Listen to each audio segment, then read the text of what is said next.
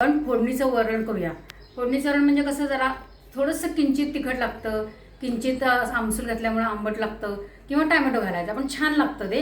पण आमटी नाही करायची, वरणच करायचं फोडणीचं, कारण त्यात मसाला कुठलाही घालायचा नाही। आता काय करूया आपण, पहिल्यांदी तेल ओतून घेतलेलं आहे त्याच्यामध्ये आणि फोडणी करून घेऊया नेहमीप्रमाणे।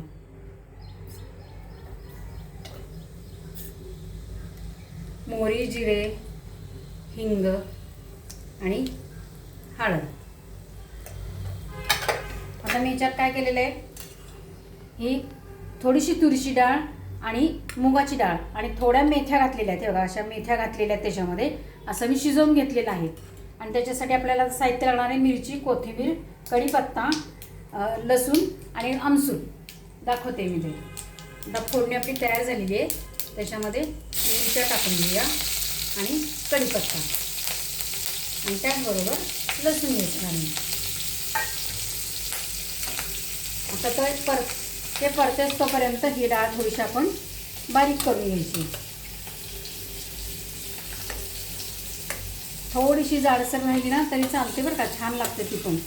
आता मेथी हे फोडणीत टाकण्यापेक्षा मी ह्याच्यातच शिजवलेलं आहे, म्हणजे त्याच्यात सगळा मेथीचा अर्क उतरतो। आता आपण ही फोडणी छान परतून घेऊया, गॅस कमी करायचा।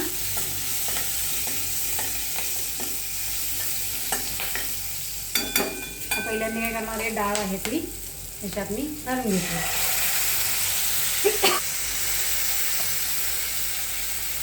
आपण याच्यात डाळ घालून घेतलेली आहे, मध्ये मी पाणी ओतून घेते, जेवढं पाहिजे तेवढं पाणी ओतायचं आहे। आता याच्यात मिरच्या घातलेल्या आहेत आपण, त्यामुळे हे तिखट तर लागणारच आहे। त्याच्यामध्ये थोडंसं हे आमसूल घालायचं आहे। आता आपण त्याच्यामध्ये मीठ घालायचं आहे, चवीप्रमाणे मीठ घालून घ्या आणि थोडीशी साखर घालायची, कारण नुसतं आमसूल टाकलं की त्याचा आंबटपणा येतो, म्हणून थोडीशी साखर घालून घ्यायची। त्याला एक छानपैकी उकळी येऊ द्यायची, म्हणजे आमसुलाचा अर्क, मिरचीचा अर्क सगळा त्याच्यात उतरला पाहिजे।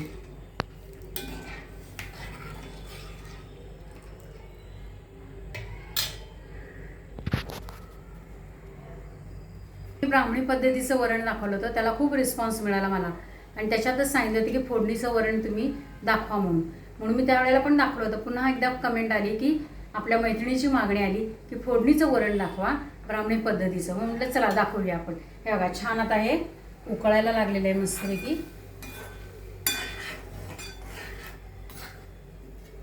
आपण आता याच्यामध्ये कोथिंबीर घालूया,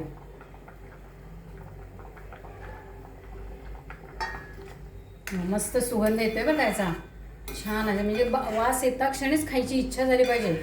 वरण भात, आणि हे वरण लहान मुलांना जरी दिलं ना तरी चालतं, कारण ह्याची एवढा काय तिखटपणा येत नाही, किंचित तिखटपणा असतो तो। पण डाळीमध्ये आपण आमटीमध्ये काय करतो, मसाले घालतो, तिखट घालतो, त्याच्याऐवजी ह्याच्यामध्ये काही न घालता हे एवढंच सगळं घालायचं आणि ह्याचं वरण भाताबरोबर तूप घालून खाऊन घ्यायचं, मस्त लागतं, छान चव लागते। हे भातावर घेतल्यामुळे भाताची चव छान वाढते आणि जास्त भात खाल्ला जातो, मस्त लागतो।